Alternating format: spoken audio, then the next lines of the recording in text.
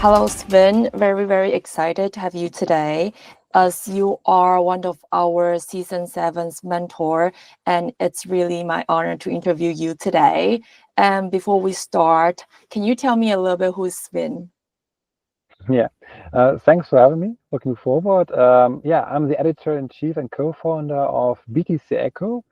We are the largest German-speaking crypto publication, so we try to cover all the news out there on a daily basis, but also we have some in-depth reports and podcasts and YouTube. So the cross-media approach is something we are trying to get. And yeah, my background, maybe I have a banking background, studied politics and economics. So I love to talk about all the macroeconomic things, about politics. So questions like, I don't know, will the interest rate come down soon, or how is Donald Trump, the policy, the crypto policy from Donald Trump affecting our market, and so on and so on. So that's what I really like to talk about. Was that one of the reasons why you are on the mission you're on right now?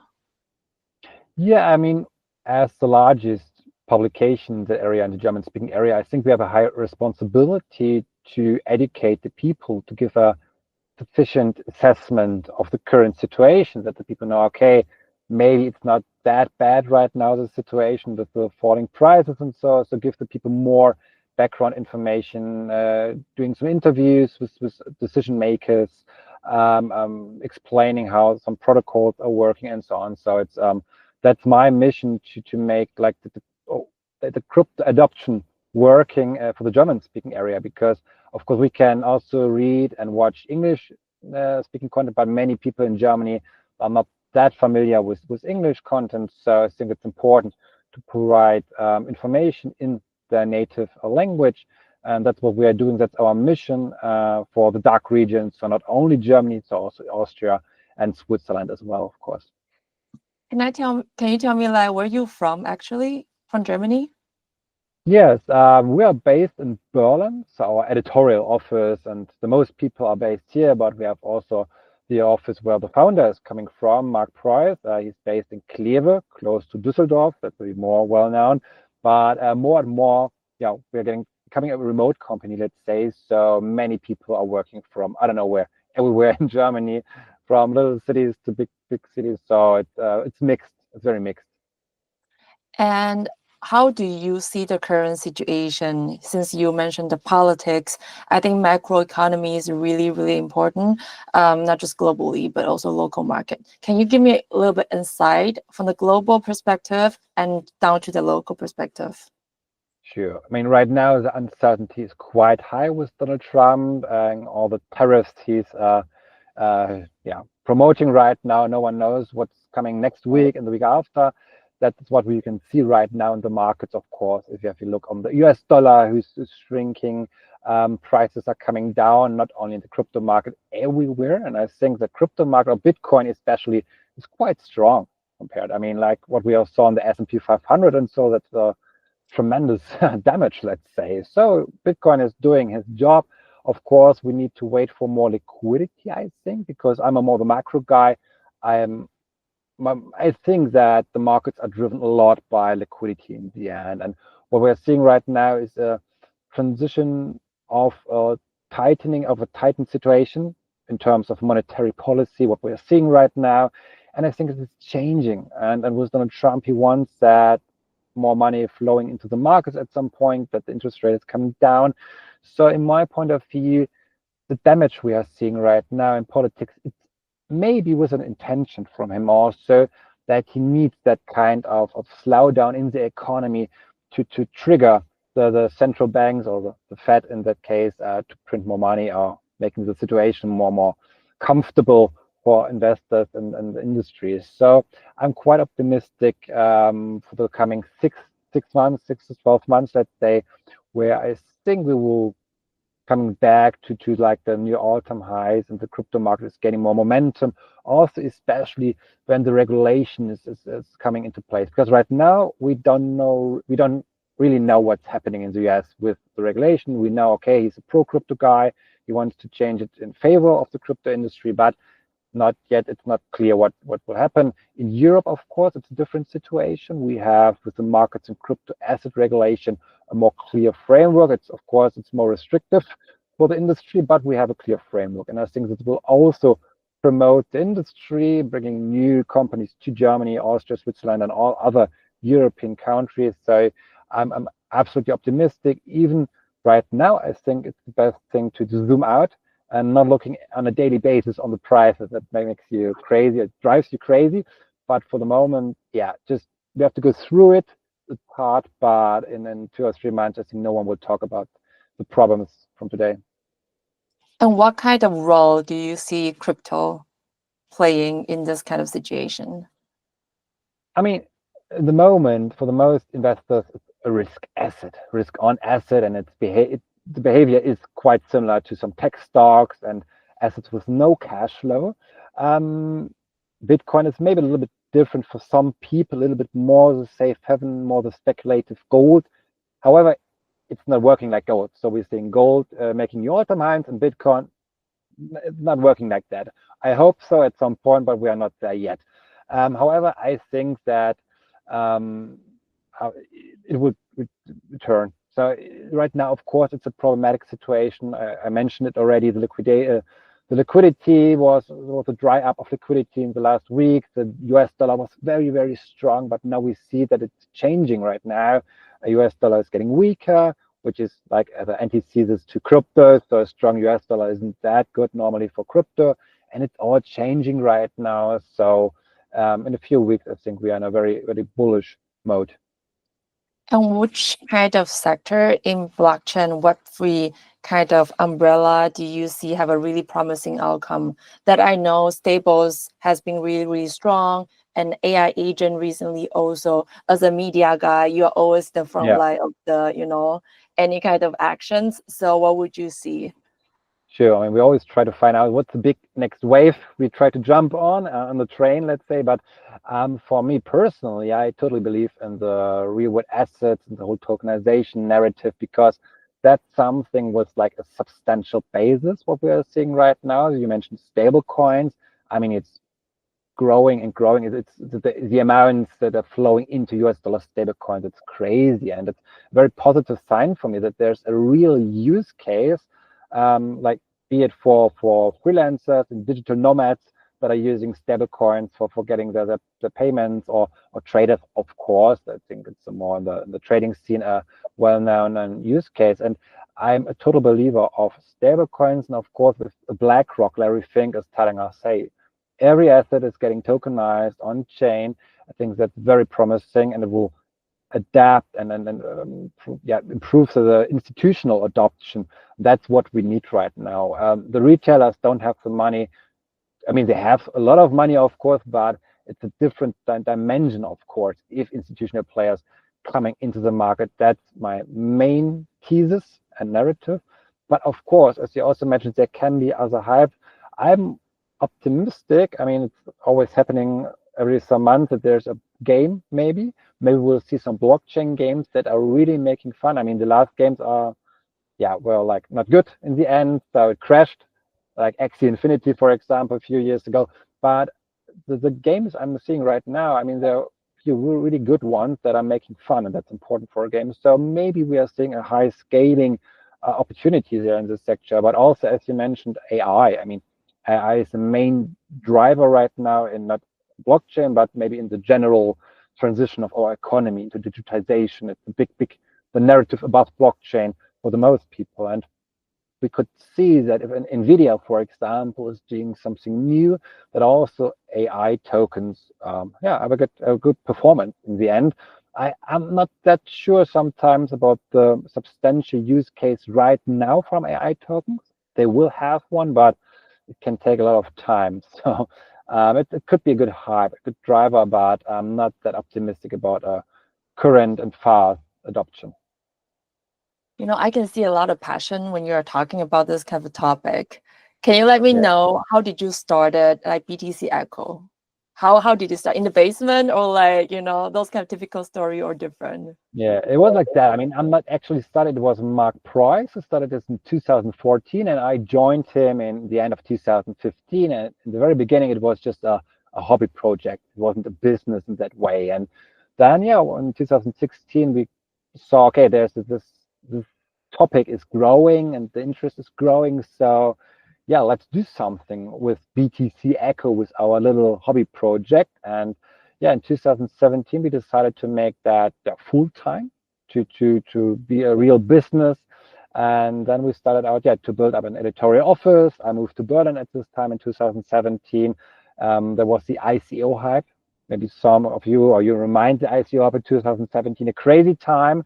I mean, it was a big bubble, of course, in the end, but it was a big chance also for us to grow in the end and to build up a classic media company with all the pillars we're having, with paid products, reports, a subscription model in the end. So that was the very beginning for our journey. It was all like the roller coaster journey it was, of course. Then after 2018, it was a hard time, but then, of course, with 2022 or 2021, there was a big pick up, and we could increase our business. And then, of course, we're now about 30 people working full time on BTC-ECHO. So now it's a huge, not a huge business, but it's getting bigger and bigger over time, like corresponding to the crypto sector. We are growing, and I mean, that's my passion now for more than 8 years. Then it's like the time is running. My hair is getting grayer and more gray and everything. That's the problem if you work in this area. It's very pushy. It's not a boring job, but that's something I love so much. And also with the combination, I love financial things, like I have a banking background, as mentioned, but I'm also like the digitization, and this combines both words, and that's like the whole fascination for me. There's this new kind of value, creation and infrastructure that's super crazy. I can imagine the impact that you're having, and 30 people is not like, just like you say, it's a few, it's a lot actually. I want to ask you, how many subscribers, like audience, do you have currently? Yeah, I mean, the differentiate between the paid model, and we have an app, for example. So there are also subscribers, but they don't have to pay for the app. So it's very, very different. Let's say it's all about like this paid subscriber. Can't tell a correct number, but it's like close to 5 digits, let's say, 4 to 5. It's switching depending on the market situation. But of course, we have way more subscribers for our app. It's the high 5-digit region. So it's growing and growing. But of course, you have these market phases where at some point no one is interested and is willing to pay something, and then you have more the prices when the prices increase. Bitcoin hits the 100K level and so on. So you see new people coming into the market. I think it's the same, well, not the same, but it's close to the business of crypto exchanges. They're also seeing high trading volumes when the market is like going up, and the people are very motivated to trade. And then there are boring phase, let's say, where no one wants to hear about crypto and is not willing to spend any cent on that. So it's a mixed situation. Yeah. Do you accept crypto? I mean, yeah, of course we did always in the past, but to be honest, I mean, we are a crypto magazine, but no one wants to pay with crypto. I mean, there are always a few people like Bitcoin maximalists that say, oh, I want to pay with Bitcoin. Okay. But in the end, if you have like 1,000 people, 2, maybe 3 are paying with crypto. So even we as a crypto magazine can't see the demand for payment solutions. They prefer PayPal and credit card, like everywhere else. It's funny. Oh, it's really funny, but it's the truth. Like, I'm very sorry. It's not payment. I'm not. I mean, stablecoins. I love stablecoins for international transfer. That makes totally sense for me. But in Germany, with a good banking infrastructure and PayPal, and I mean, I know it from myself.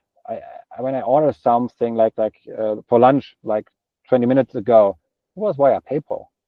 I didn't use Bitcoin or stablecoin. I mean, at some point there will be some integrations. I hope so for stablecoins.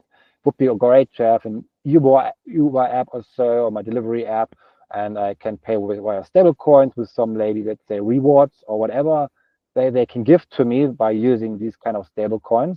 That makes maybe sense, but with Bitcoin and other cryptocurrency, to be honest, not in Germany or Europe, I see an advantage using them. Yeah, very exciting future we are heading to, I would say. And since you are one of the most promising mentors in our program, can you give me a little bit scoop what kind of things you are going to bring on the table in this cohort? Of course, the real thing we will live to the people that join the cohort, but can you just give me a little bit taste of it? Yeah, sure. Thanks. I will try to present how to win the media. I mean, every company needs media attention, or be it for personal branding, to find investors, for your product, of course. And in the end, it brings a lot of trust because, of course, you can give a lot of you pay for marketing expenses and banner, and so it costs you a lot of money, but it's the trust is bought at some point. And when you're achieving an expert status, for example, as a founder of a company, and you're getting featured in the news, in the media, that can give you really an uplift, I think, for your, of course, your brand, your personal brand, but also for your company. It's like a multiplicator at some point. And I would like to show the startup founders and the young entrepreneurs how they should proceed by that they get featured, because there are many mistakes that are happening all the time, like how to engage with media people, how to try to convince them, and many are, like, for example, are too pushy. They are sending over press releases that are not that good and not that interesting. So, like, to make it interesting for like the media people saying, okay, let's do an interview. Let's you write something about your company, not because it's not about money. We don't get money for that. So you can book a sponsored post, of course. That's something very different. That's not journalism. That's not what we are doing in our editorial office. That's marketing. When you want to be featured, then you have to be super interesting for the people out there, that they know, okay, there's a story behind your company. There's a narrative you are offering. And that's something I will try to show how that could be possible to get more media attention. That's amazing. And final question, how do you see mentorship? Like in your career back then until now, have you ever had any mentors? And how do you see mentorship? I mean, it's important for everyone. I mean, not only for the people who are starting. I mean, at some point, every manager has a sparrings partner sometimes for difficult decisions. And so we all need the advice from people that have some experience in the field. Of course, we had also many people that helped us in our past, be it for legal reasons or for investment things. I don't know. So there are always different topics every entrepreneur has to deal with in his career or when he's building up a company. So I think it's important that you have these mentors, and I'm very happy and to provide some help maybe in the kind of my special field, the media region, because it's one pillar of many others, of course.